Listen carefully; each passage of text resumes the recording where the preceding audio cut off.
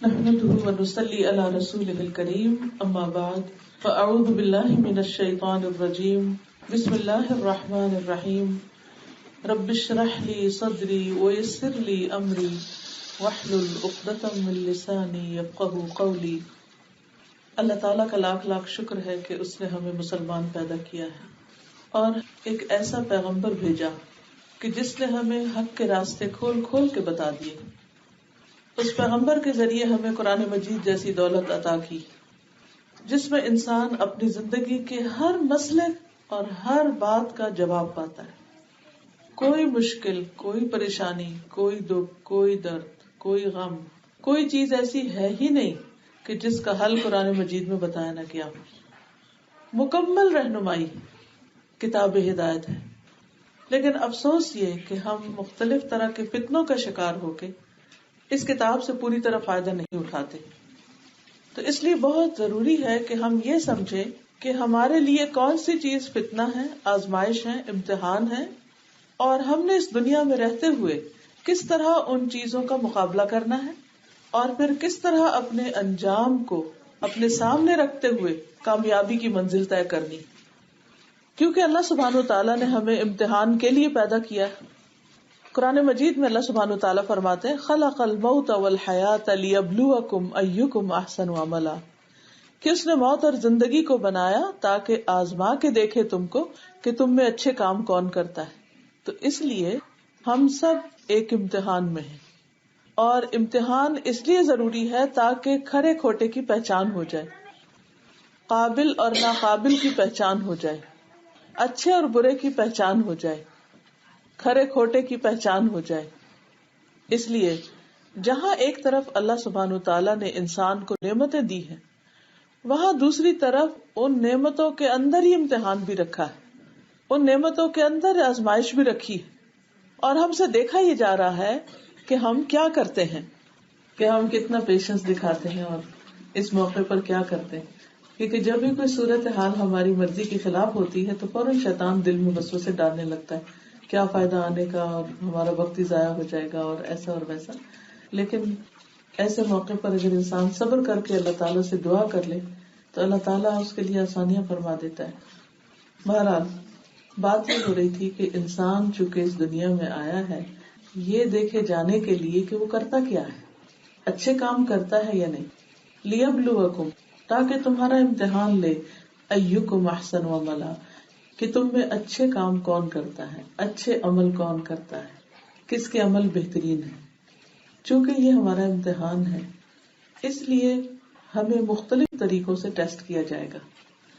عام طور پر ہم یہ سمجھتے ہیں کہ شاید کوئی تکلیف، بیماری، پریشانی، غم، دکھ، مصیبت یہ آزمائش ہوتے ہیں، حالانکہ انسان کو ملنے والی ساری نعمتیں اس کے لیے ایک امتحان ہے، وہ بھی آزمائش ہے۔ اگر دیکھا جائے تو ہماری زندگی کا ہر لمحہ امتحان ہے، ایوری مومنٹ۔ کیا دیکھا جا رہا ہے کہ اس مومنٹ میں ہم کیسے بہیو کرتے ہیں، اس وقت میں ہم کہاں پر بیٹھے اور وہاں بیٹھ کر ہم کر کیا رہے۔ مثلاً ہم لوگ گلاسکو سے آئے، سارا سفر ہمارے لیے ایک امتحان تھا کہ ہم اس سفر میں کیا کرتے ہیں، اگر رستہ بھول گئے تو کیا کرتے ہیں، اگر لیٹ ہو رہے ہیں کہ پتہ نہیں کدھر جانا ہے تو کیا کرتے ہیں، زبان سے کیا بات نکالتے ہیں، دل میں کیا بات سوچتے ہیں، مطمئن رہتے ہیں، پرامن رہتے ہیں یا پینک ہو جاتے ہیں۔ ہر وقت ایک امتحان ہے۔ پھر اب یہاں بیٹھے، یہاں بیٹھنا بھی ایک امتحان ہے کہ یہاں بیٹھ کر ہم کیا سوچتے ہیں، کیا سنتے ہیں، کیا ساتھ لے کے جاتے ہیں، اس علم کے آنے کے بعد ہمارے عمل میں کیا تبدیلی آتی، اور کس طرح ہم اپنے آپ کو ہر روز زندگی کے ہر لمحے میں امپروو کر رہے ہیں۔ کیونکہ الٹیمیٹلی ہم سب اللہ سبحانہ وتعالیٰ کے پاس واپس جانے والے، پھر وہ ہم سے دیکھے گا کہ ہم کر کے کیا آئے۔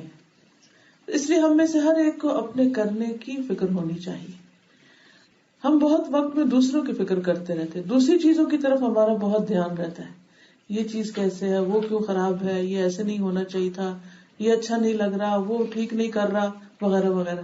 ہمیں اس چیز کی بڑی الجھن رہتی ہے، جس کے نتیجے میں ہم اپنی ذات سے غافل ہو جاتے ہیں، اور ہم یہ بھول جاتے ہیں کہ ہمیں کیا کرنا چاہیے۔ عقل مند وہ ہے کہ جو اس بات پر نظر رکھے، اس بات کی فکر رکھے کہ اسے اس وقت میں کیا کرنا چاہیے اور اس وقت اور موقع کی مناسبت سے کیا ہم ٹھیک کر رہے ہیں یا نہیں.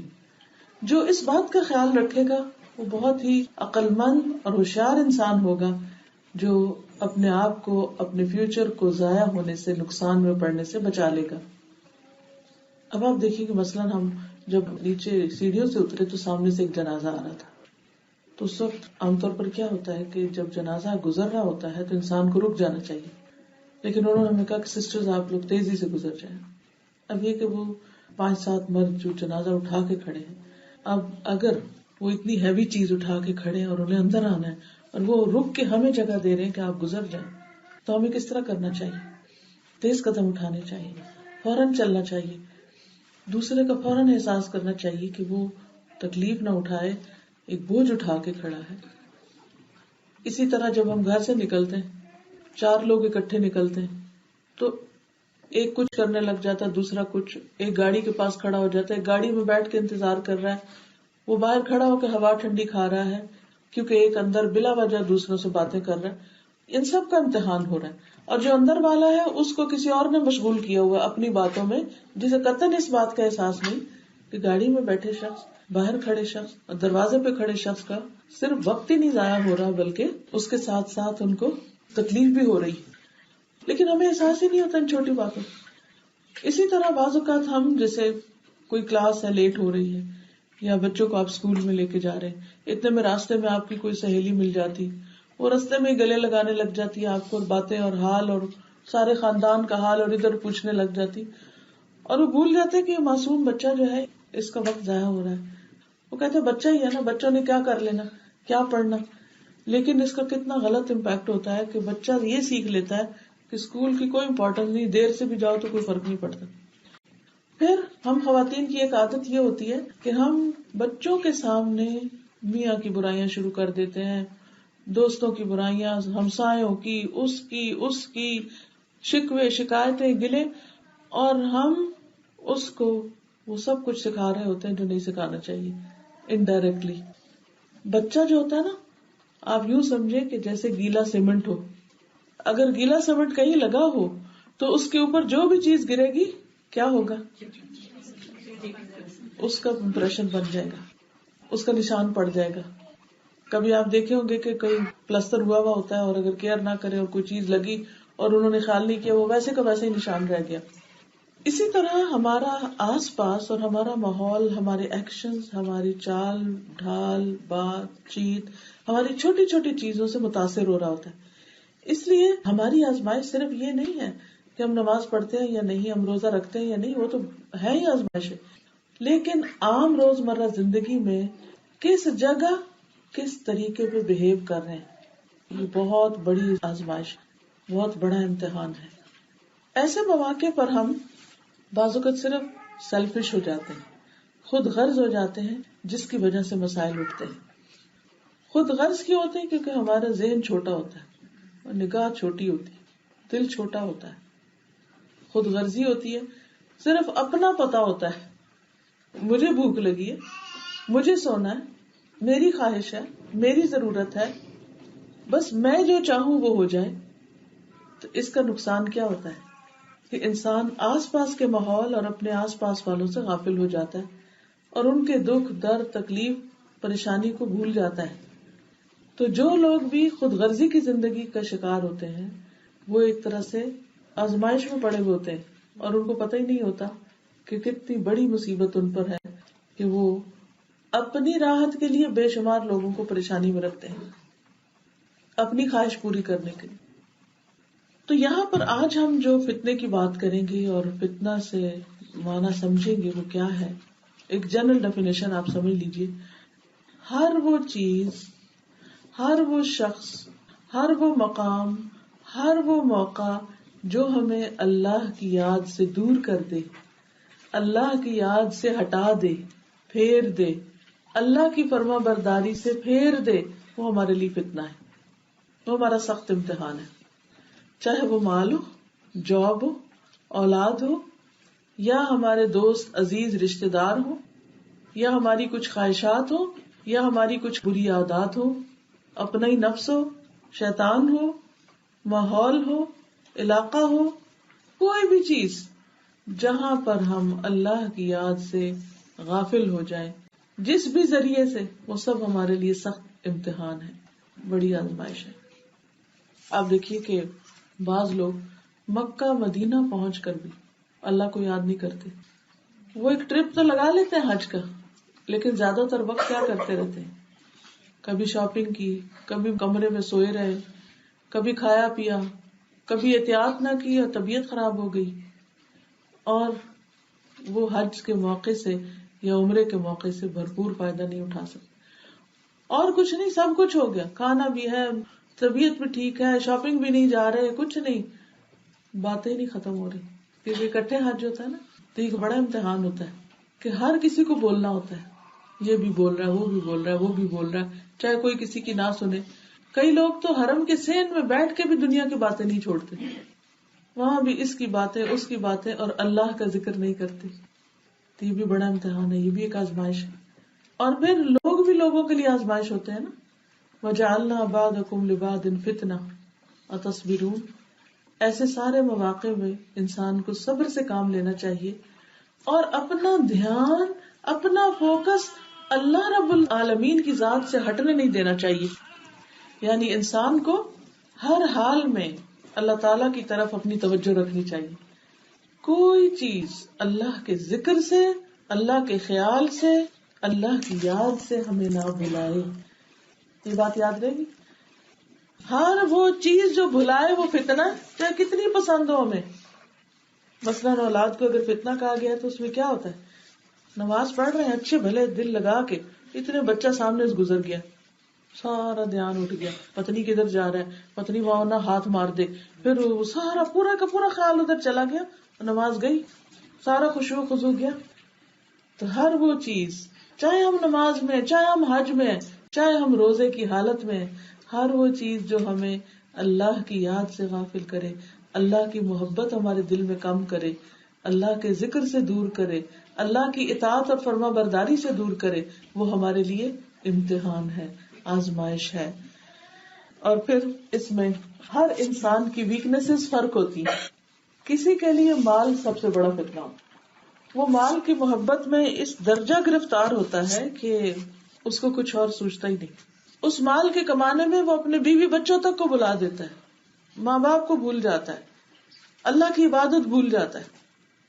مثلاً آپ میں سے اگر کچھ لوگ جاب کرتے ہیں تو ٹھیک ہے، ضرورت کے تحت عورت جاب کر سکتی ہے اگر وہ پردے کا، اپنے شرم و حیا کا خیال رکھتی ہے، اپنے آپ کو کمپوز رکھتی ہے، غلط کسی کام میں نہیں پڑتی. لیکن صرف اتنا کافی نہیں، یہ بھی دیکھیے کہ آپ کی نمازیں کیا اس میں پوری ہو رہی ہیں. اگر آپ کی جاب ایسی ہے کہ جس میں آپ نماز نہیں پڑھ سکتے تو یہ بڑا خسارے کا سودا ہے. چاہے آپ قارون کا خزانہ جمع کر لیں اور بڑے سے بڑا مال اکٹھا کر لیں، لیکن اگر اس مال نے آپ کو اللہ کی یاد سے غافل کر دیا ہے تو یہ بڑے ہی خسارے کا سودا ہے. پھر اسی طرح اولاد کا فتنہ ہوتا ہے. سورۃ التغابن میں اللہ تعالیٰ فرماتے ہیں انما اموالکم و اولادکم فتنہ، بے شک تمہارے مال اور تمہاری اولاد فتنہ ہے، تمہارے لیے آزمائش ہے.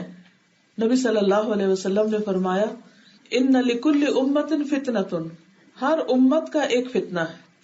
وہ فتنۃ امتی المال، اور میری امت کا فتنہ مال ہے.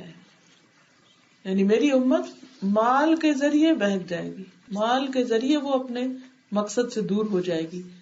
آپ دیکھیے کہ ہم لوگ اس ملک میں اگر آئے تو ہمارا کیا فرض بنتا ہے؟ صرف یہ کہ ہم کچھ مال اکٹھا کر لیں؟ نہیں، ہمارے اوپر ایک ذمہ داری ہے مسلمان ہونے کی حیثیت سے کہ ہم دوسروں تک اسلام کا پیغام پہنچائیں، دعویٰ کا کام کریں. لیکن کیا چیز ہمیں اس سے روکے ہوئے؟ بہت دفعہ مال اور اولاد کی محبت. تو اللہ سبحانہ وتعالیٰ قرآن مجید میں بہت واضح الفاظ میں فرماتے ہیں کہ تمہیں یہ دو چیزیں اللہ کے ذکر سے نہ روکیں، اور جو رک جائیں وہی لوگ دراصل خسارہ پانے والے. سورۃ منافقون، جس میں منافقوں کا ذکر آیا ہے ساری سورت میں، اس کے آخر میں بڑی خوبصورت آیتیں آپ کو سنواتی ہوں، پھر اس کا ترجمہ آپ کے سامنے. سبحانہ وتعالیٰ ارشاد فرماتے ہیں یا ایھا الذین آمنوا، اے لوگو جو ایمان لائے ہو، لا تلہکم اموالکم ولا اولادکم عن ذکر اللہ، تمہارے مال اور تمہاری اولادیں تمہیں اللہ کے ذکر سے غافل نہ کریں، اللہ کے ذکر سے دور نہ کر دیں. وَمَن يَفْعَلْ ذَلِكَ فَأُولَٰئِكَ هُمُ الْخَاسِرُونَ، جو کوئی ایسا کرے گا وہی لوگ دراصل خسارہ پانے والے، نقصان میں ہیں. کتنی واضح آیت ہے. ایمان والوں سے خطاب ہے کہ تمہارے بچے اور تمہاری جابز اللہ کی یاد نہ بلائیں، نماز سے غافل نہ کریں، قرآن پڑھنے سے غافل نہ کریں، ذکر سے، تسبیح کرنے سے، استغفار کرنے سے، درود شریف پڑھنے سے تم غافل نہ ہو جانا. اللہ کے دین کو سیکھنے اور سکھانے سے غافل نہیں ہو جانا، کیونکہ یہ ساری ہی اللہ کے ذکر کی شکلیں ہیں. جو ایسا کرے گا وہی لوگ دراصل خسارہ پا جائیں گے. اگر دنیا میں کھو گئے، مال اور بچوں میں کھو گئے اور اس کام کو چھوڑ دیا تو نقصان ہی نقصان ہے، پھر فائدہ نہ ہوگا. پھر فرمایا وَأَنفِقُوا، اور خرچ کرو، یعنی اللہ کے راستے میں صدقہ خیرات کرو، مما رزقناکم، اس میں سے جو ہم نے تم کو رزق عطا کیا، یعنی مال میں سے جو دیا ہے تم کو اس میں سے خرچ کرو. اولاد بھی اللہ کا ایک طرح سے رزق ہے، اس کو اللہ کے راستے میں لگاؤ. من قبل ان یأتی احدکم الموت، اس سے پہلے کہ تم میں سے کسی کی موت کا وقت آ جائے. آپ کو پتا ہے جہاں ہم بیٹھے اسی مسجد میں ہمارے علاوہ ایک جنازہ بھی ہے، اس کا وقت آ گیا اور ہمارا آنے والا ہے. اور جس کا وقت آ گیا انتظار کسی کا بھی نہیں کرنا، اس نے جو لکھا ہوا وہ آ کے رہے گا، کہیں بھی نہیں بھاگ سکتے. قل ان الموت الذی تفرون منہ فانہ ملاقیکم، کہہ دیجیے وہ موت جس سے تم بھاگتے ہو وہ تمہیں خود آ ملنے والی ہے، وہ ملنے آ رہی ہے. تم بے شک اپنی جگہ بیٹھے رہو، وہ پہنچ جائے گی، کہیں اور نہیں جائے گی. جس دن تمہارا نمبر ہے تمہارے ہی پاس آئے گی. اس لیے ہمیں اگر اللہ نے ایک زندگی کا دن اور دے دیا، ایک چانس اور دے دیا، ایک مہلت اور دے دی، تو غفلت میں پڑنے کی کوئی وجہ نہیں. ہمیں جاگ جانا چاہیے اور کرنے کے کاموں کا پکا تہیہ کر لینا چاہیے. فرمایا اس سے پہلے کہ تمہاری موت کا وقت آ جائے، فیقول رب لولا اخرتنی الی اجل قریب، پھر وہ کہنے لگے کہ اے رب تو نے مجھے قریبی وقت کی کچھ اور مہلت کیوں نہ دی، تھوڑا سا وقت اور مل جاتا.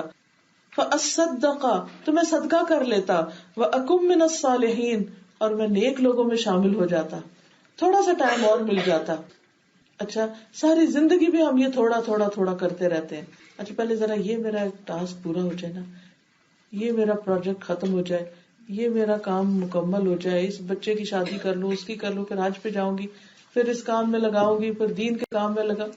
یہ تھوڑا تھوڑا چانس تو ہم ساری زندگی مانگتے رہتے. موت کے وقت بھی یہی کہیں گے تو اللہ تعالیٰ نے سننی کوئی نہیں کہ نہیں تمہیں بہت مہلتیں ملی تھی، بہت دفعہ احساس دیا تھا لیکن تم نے ایک نہیں سنی. وَلَن يُؤَخِّرَ اللَّهُ نَفْسًا إِذَا جَاءَ أَجَلُهَا، ہرگز مہلت نہ دے گا اللہ کسی نفس کو، کسی جان کو، جب اس کی موت کا وقت آ جائے گا. وہ دن وہی ہوگا. وَاللَّهُ خَبِيرٌ بِمَا تَعْمَلُونَ، اور اللہ خوب باخبر ہے اس سے جو تم عمل کرتے ہو. تو اس سے کیا پتہ چلتا ہے کہ انسان کا جو بھی عمل ہے اس میں انسان کے لیے ایک بہت ہی قیمتی مہلت ہے اور قیمتی وقت ہے اور احساس ہے جو اللہ تعالیٰ دیتا ہے، تو اس مہلت سے فائدہ اٹھا لے. ورنہ فتنے تو ہمارے چاروں طرف سے ہمیں گھیرے ہوئے ہیں. کہتے ہیں نا کہ میٹھے دشمن ہیں، گھر کے اندر دشمن ہیں، جن کی وجہ سے ہم اللہ کی طرف نہیں مائل ہوتے، نمازوں کے اوقات میں تاخیر کر دیتے ہیں اور اللہ سے ڈرتے نہیں. اس لیے بہت ضروری ہے کہ ہم سب کا خیال رکھیں لیکن اپنی روٹین کو نہ چھوڑیں. مثلا میں ابھی ناہید بہن کے گھر رہ کر آئی ہوں تو ان کی بچوں کی روٹین مجھے بہت اچھی لگی کہ جیسے صبح کے وقت اٹھتے ہیں، سب جماعت سے نماز پڑھتے ہیں، پھر اس کے بعد نماز ہوتی سارے اپنے اپنے کمروں میں ماؤں کے ساتھ چلے جاتے ہیں اور بیٹھ کر 20 منٹ کے لیے قرآن حفظ کرتے ہیں. اور بچوں کو بھی پتا ہے، روٹین ہے کہ یہ کرنا ہی کرنا ہے. اس کے بعد اکٹھے بیٹھ کے پھر کوئی قرآن کا ترجمہ تفسیر وغیرہ سنتے ہیں. ہر گھر کی یہ روٹین بن سکتی ہے اگر ہم تھوڑا سا اپنی آخرت کو یاد رکھیں کہ یہ ہم پر فرض ہے. ہم نے کیا سوچ لیا، اپنے لیے خود ہی رول ڈیفائن کر لیے. بس شادی ہو گئی نا، اب ہمارا فرض ہے کہ صبح بس اٹھ کے ہم بچوں کو ناشتہ دیں، اسکول چھوڑ کے آئیں، لانڈری کریں، گھر کی ڈسٹنگ کریں، صفائی کریں، ہوور کریں، کوکنگ کریں، فلاں اور بس ہم بہت اچھی ماں ہیں. اچھی ماں صرف یہ نہیں کہ جو بچے کا صرف پیٹ بھرنے والی ہو یا شوہر کا خیال کرنے والی ہو، وہ اچھی ماں ہے، لیکن ہماری ذمہ داری اور ہماری ڈیوٹی اس سے آگے کی ہے، اور وہ ہے اپنے پیچھے ایسی نسل چھوڑ کے جانا کہ جو اسلام پر قائم رہے، صرف خود قائم نہ رہے بلکہ اوروں کو بھی اسلام کی طرف بلانے والی.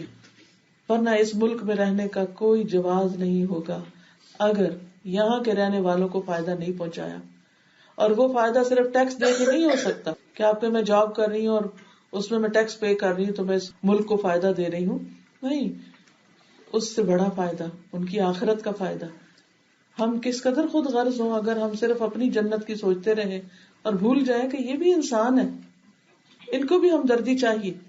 ٹھیک ہے، ان تک پیغام پہنچانا ایک مشکل کام ہے، لیکن کچھ بھی امپاسبل نہیں. جو کام ہم نہیں کر سکے ہمیں اپنے بچوں کو تیار کرنا چاہیے کہ وہ دین کی سمجھ بوجھ حاصل کرے اور پھر آگے جا کر زیادہ جرات کے ساتھ، کانفیڈنس کے ساتھ اللہ کا پیغام پہنچائے اپنے عمل کے ذریعے اور اپنے قول کے ذریعے. لیکن اس جنریشن کی تربیت کون کرے گا؟ آپ کو کرنا ہے، ماؤں کو کرنا ہے. باپ تو اپنے مال کمانے میں مصروف ہے، ان کا انتظار نہ کریں. اللہ کرے وہ بھی آپ کے ساتھی اور مددگار بنے، لیکن اگر وہ نہیں بنتے تو یہ نہیں سوچنا کہ اچھا میں اکیلی بیچاری کیا کروں. بیچارے پن کا شکار نہیں ہونا، اس کو اعزاز سمجھ کر لیں کہ اللہ نے آپ کو چن لیا اس کام کے لیے. یہ اللہ کا اپنا کام ہے کہ اللہ کی عبادت اور اللہ کی اطاعت کے لیے انسان اسٹرگل کرے، یہ اس کے دین کی خدمت ہے. رسول اللہ صلی اللہ علیہ وسلم نے مال کو ایک بہت بڑا فتنہ بتایا اور اس کے بارے میں کیا فرمایا کہ میری امت کا فتنہ مال ہے اور میں اس سے ڈرتا ہوں. ہم سب سوچیں کہ ہم اپنے بچوں سے فارغ ہو کے، گھر کے کام کاج سے فارغ ہو کر دوسری چیز جس کی طرف چل پڑتے ہیں وہ کیا ہے؟ کوئی نہ کوئی جاب کر لوں، چلو چند پاؤنڈ ادھر سے بنا لوں، چند ادھر سے بنا لوں، یہ جاب کر لوں، وہ کر لوں، چھوٹی کر لوں، پارٹ ٹائم کر لوں، صبح کر لوں، رات کو کر لوں تاکہ تھوڑے سے پیسے اور آ جائیں. چلیے ٹھیک ہے، ایک تو ضرورت ہے پیسے کی، قرضہ اتارنا ہے، وہ تو ایک الگ بات ہے. لیکن اگر آپ کے شوہر اتنا کماتے ہیں کہ آپ باعزت طریقے سے کام چلا سکتے ہیں تو اللہ نے عورت پہ کوئی جاب فرض نہیں کی، کیوں اپنے آپ کو مشقت میں ڈالتے؟ اچھا پھر آپ کہنی میں اس لیے کرتی ہوں تاکہ دعویٰ کا کام ہو، تو بہت ہی اچھی نیت ہے. لیکن اس کے ساتھ ساتھ ایک اور چیز بھی ہے، اور وہ یہ کہ بعض اوقات ہمیں ضرورت نہیں ہوتی پیسے کی، ہم صرف عادتاً کرتے ہیں، ٹائم پاس کرنے کے لیے کرتے ہیں، بوریت سے بچنے کے لیے کرتے ہیں، یا یہ کہ چند ایکسٹرا پیسوں کے لیے کرتے ہیں. اچھا چلے وہ پیسے آپ نے کما لیے، لیکن اکثر ہم نے دیکھا کہ پیسے ہم خرچ کہاں کرتے ہیں. وہ یہ تھوڑی کرتے کہ وہ پیسے کما کے صدقہ کر دیں، وہ پیسے کما کے تو پھر حج پہ جائیں یا کسی اور کو بھجوائیں یا کوئی اور اچھا کام کریں.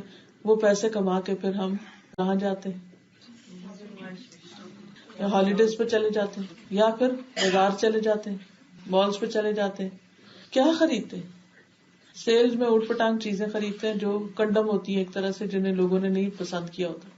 موسٹلی ہماری ایشین کمیونٹی ان کو خرید لاتی. پھر اس کو کیا کرتے ہیں؟ اس کو ہم بھر کے رکھ دیتے ہیں اور پھر اس کا نکاس کیا کرتے ہیں؟ بس کوئی بھی جو مل گیا اس کو، یا پاکستان گئے یا کسی کے ہاتھ بھیج دیا، یہ انجام اس کا. یا پھر وہ کپڑوں کے سیٹ پڑے ہیں، وارڈروب بھری پڑی ہیں، کوئی سمجھ نہیں آتی کدھر دے. وہ ایک دن میں اٹھا کے بچوں نے چیریٹی میں پھینکنے ہیں، کسی نے بھی نہیں پہننا، ان کے تو یہ ڈریسز ہی نہیں ہیں، انہوں نے کیا کرنا ان کپڑوں کو. تو اگر ہم ساری چیز پر غور کریں کہ جو میں یہ کر رہی ہوں یہ کیوں کر رہی ہوں، اس کے بعد کیا ہوگا، پھر اس کے بعد کیا ہوگا، پھر اس کے بعد آپ خود ہی نتیجہ نکال لیں گے کہ جنت کو چھوڑ کے، اعلیٰ مقام چھوڑ کے میں دنیا کی حقیقی چیزوں کے پیچھے بھاگتی جا رہی جن کی کوئی ویلیو میری ہی اگلی جنریشن کو نہیں ہونی. نہ انہیں ہمارا فرنیچر پسند آنا. ہم اپنی مثال سے دیکھیں نا، ہم شادی کے بعد یا جب بڑے ہو جاتے اپنا گھر بناتے تو ہم میں سے کتنے لوگ یہ کرتے ہیں کہ اپنے ماں باپ کا فرنیچر اٹھا کے اپنا گھر سجائیں. ہاں اینٹیک کے طور پر تو کچھ نہ کچھ اٹھا لائیں گے یا نشانی کے طور پر، لیکن اس فرنیچر پہ آپ نہیں رہنا چاہیں گے. آپ جائیں گے ڈیزائنر پہ، آپ جائیں گے نئے ٹرینڈ پہ، چاہے اس کے لیے کتنی مشقت کرنی پڑے. ہر پرندہ جب اپنے گھونسلے سے اڑتا ہے تو ماں باپ کے گھونسلے میں نہیں آ کے رہتا، پھر وہ اپنا نیا گھونسلہ بناتا ہے اور اس کو اچھا لگتا ہے، چاہے جھونپڑی ہو کہ اپنا ہو. ماں باپ کے گھر رہنا بھی پسند نہیں ہوتا اور سسرال میں رہنا تو ویسے ہی اچھا نہیں لگتا کسی کو. تو اس لیے بس یہی سائیکل چلتا جاتا ہے. دنیا بناتے بناتے بناتے بناتے اکٹھی کرتے کرتے کرتے اعلی مقاصد بھول جاتے. نہیں، ہم نے اپنی نمازوں کو اچھا کرنا ہے، بہت اچھے طریقے سے پڑھنا ہے. پہلا حساب نماز کے بارے میں، اگر اس کی عربی ٹھیک نہیں آتی تو عربی ٹھیک کر لیں، اگر دعائیں صحیح طرح نہیں آتی تو اور دعائیں یاد کر لیں. اگر ٹائم پر نہیں پڑھ سکتے تو اپنے باقی روٹین کو دیکھیں، کہاں چلا جاتا ہے ٹائم، زیادہ وقت کس پہ لگ جاتا ہے، اس کو کٹ کر کے وقت پر شروع کریں اور بہترین طریقے سے اچھے سے ادائیگی کریں اس کی. پھر ہم مال کی فتنے کی بات کر رہے تھے. رسول اللہ صلی اللہ علیہ وسلم نے فرمایا، میں تم پر فقر کا خوف نہیں رکھتا کہ تم فقیر ہو جاؤ گے اور تم بہت غریب ہو جاؤ گے، لیکن اس بات کا خوف رکھتا ہوں کہ دنیا تم پر کشادہ کر دی جائے گی. تو دنیا میں بہت کچھ مل جائے گا، آپ اس سے ڈر رہے تھے اور تم اس میں ایسے ہی رغبت کرو گے، اتنا انٹرسٹ لو گے جیسے پہلوں نے کی، اور وہ تمہیں ایسے ہی ہلاک کر دے گی جیسے پہلوں کو کیا. وہی کہانی تم بھی دہراؤ گے. بخاری کی روایت ہے. پھر اسی طرح آپ دیکھیے کہ مال کے علاوہ اوور آل دنیا کا جو فتنہ ہے، یعنی اس میں صرف مال نہیں بلکہ وہ ساری مصروفیات آ جاتی ہیں جو ہمیں اللہ کے ذکر سے روکتی، چاہے وہ بازار ہو، چاہے شادیاں ہوں، چاہے محفلیں ہوں، چاہے پارٹیاں ہوں، کچھ بھی ہوں. تو آپ دیکھیے کہ اللہ سبحانہ وتعالیٰ کا فرمان بھی ہے، فَلَا تَغُرَّنَّكُمُ الْحَيَاةُ الدُّنْيَا وَلَا يَغُرَّنَّكُمْ بِاللَّهِ الْغَرُورُ. تمہیں دنیا کی زندگی دھوکے میں نہ ڈالے اور دھوکہ دینے والا کوئی شیطان بھی تمہیں دھوکے میں نہ ڈالے. اور فرمایا، وَمَا الْحَيَاةُ الدُّنْيَا إِلَّا مَتَاعُ الْغُرُورِ، اور نہیں دنیا کی زندگی مگر دھوکے کا سامان. انسان اس کو بڑی چیز سمجھتا ہے، حالانکہ ایک illusion ہے، اس کی حقیقت کچھ بھی نہیں. اور جب وہ انسان کے ہاتھ سے جاتا ہے تو انسان حیران ہوتا ہے کہ بس یہی کچھ تھا، اتنا ہی تھا. ہم جن انسانوں پہ ڈیپینڈ کرتے ہیں وہ انسان دنیا سے چلے جاتے ہیں. جن بچوں پہ ڈیپینڈ کرتے ہیں وہ آہستہ آہستہ ایک کے بعد ایک اڑ کے اپنا گھونسلہ الگ جا بناتا ہے.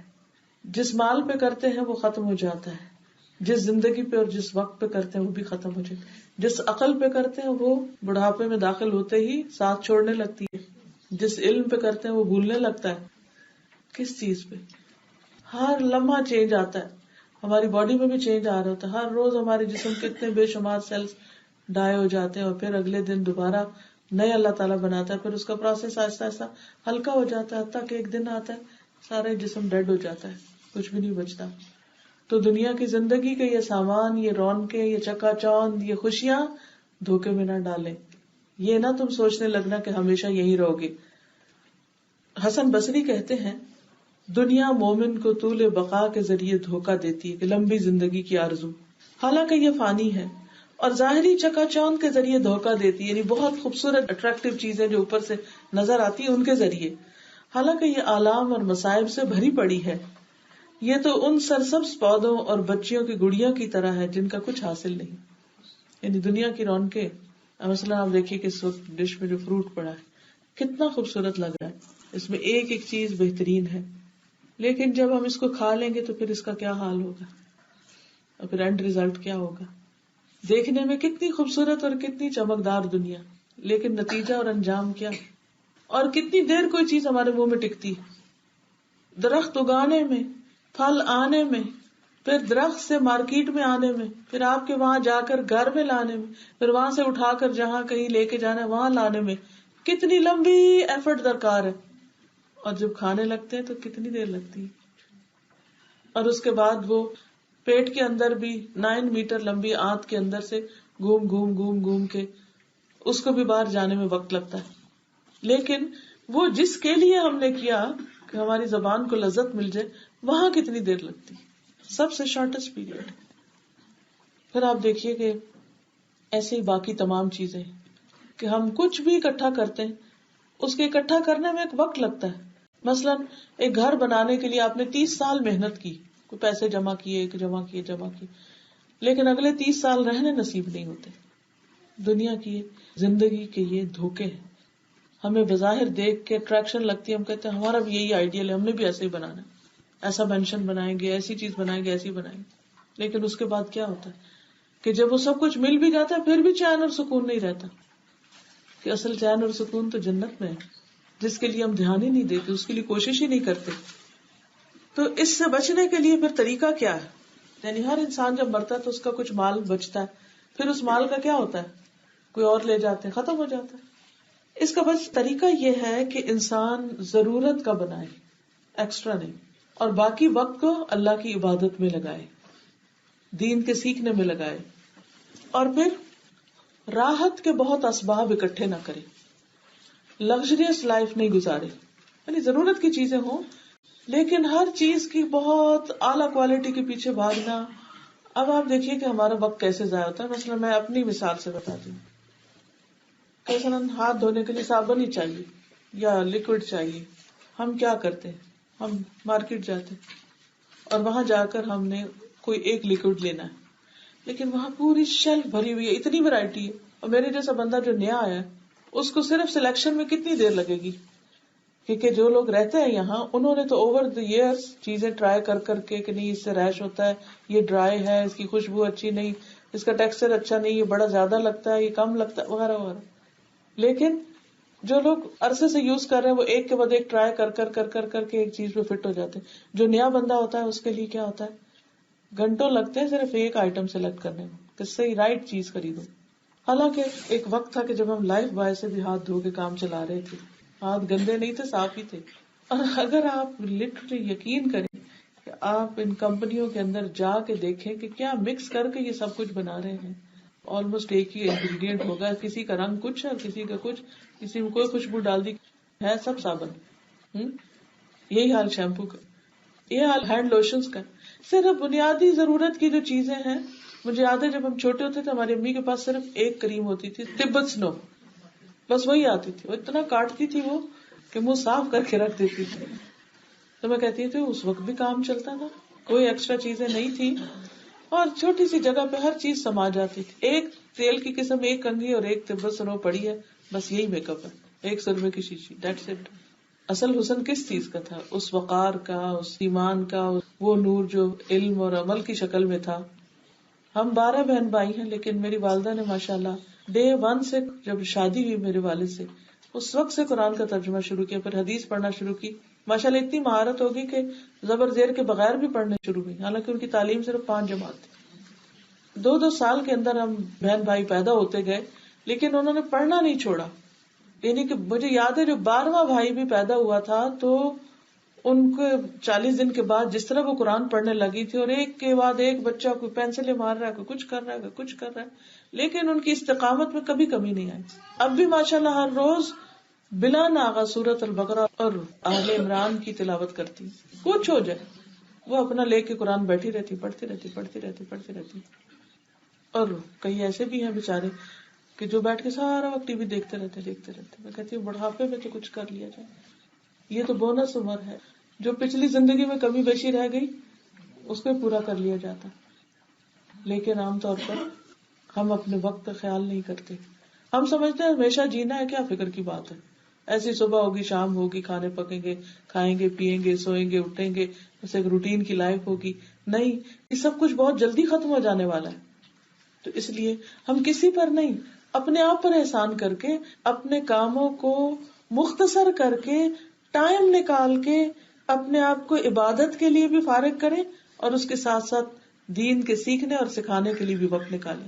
کیونکہ اگر آپ کسی اسلامی ملک میں رہتے ہو تو بھی وہاں کچھ نہ کچھ، کوئی مسجد میں، کوئی اسکول میں، کوئی ٹیوٹر، کچھ نہ کچھ مل جاتا ہے. یہاں بھی ہے کوششیں، لیکن سب سے بڑی ذمہ داری خود آپ کے اپنے اوپر عائد ہوتی ہے کہ آپ اپنے بعد اپنے بچوں کو کس دین پہ چھوڑ کے جا رہے ہیں. اگر وہ بھٹک رہے ہیں، اگر وہ بگڑ رہے ہیں تو ہمیں چین کی نیند نہیں آنی چاہیے. ہماری بہت ساری چیزیں ختم ہو کر سارا فوکس ان پہ آ جانا چاہیے کہ وہ دین کے رستے پر ہوں. کیونکہ بچے دن کا ایک بڑا حصہ ماں کی گود میں گزارتے ہیں، ماں کے آس پاس گزارتے ہیں. اس لیے جو کچھ ماں انہیں سکھا سکتی باپ نہیں سکھا سکتا. اس کا یہ مطلب نہیں باپ کا فرض نہیں، باپ کا بھی فرض ہے، لیکن جو ماں کے حالات ہیں اس کے مطابق زیادہ ذمہ داری بنتی ہے. تو اس لیے عزیز بہنوں، اپنے ساتھ احسان، اپنے ساتھ بھلا، اور دنیا کی یہ زندگی ہمیں دھوکے میں نہ ڈالے، اور یہ چیزیں، یہ اٹریکشنز ہمارا وقت ضائع نہ کر دے کہ جس کی وجہ سے ہم اصل مقصد سے ہٹ جائیں اور انہی چیزوں کی خاطریں کرتے رہیں اور انہی کو صاف کرتے رہیں اور انہی کے پیچھے ہم اپنی جان کھو دیں کہ آج یہ ٹرائی کرتے ہیں، آج وہ کرتے ہیں، اب دیکھو واٹس نیو، ایک اور نئی چیز جا کے نکال کے دیکھ کے لاتے. یہ تو جن لوگوں نے بزنس کرنا ہے وہ تو نئے نئے چیزوں کے دھوکے دیتے رہیں گے، اب یہ لے لو، اب یہ لے لو، اب یہ لے لو، لیکن ہمارا گزارا تو طب الصنوع سے بھی ہو سکتا ہے. اس کا یہ مطلب نہیں جو میں بات کر رہی ہوں نا کہ ترک دنیا کا مطلب نہیں کہ دنیا ایک دم چھوڑ دے اور ہر چیز چھوڑ دے. اس کا مطلب یہ کہ اس کو منیمائز کرے، لمیٹڈ کرے، نیڈ بیسڈ رکھے، ایکسٹراز نکال دے اور اس ایکسٹرا کی جگہ آخرت ڈال دے.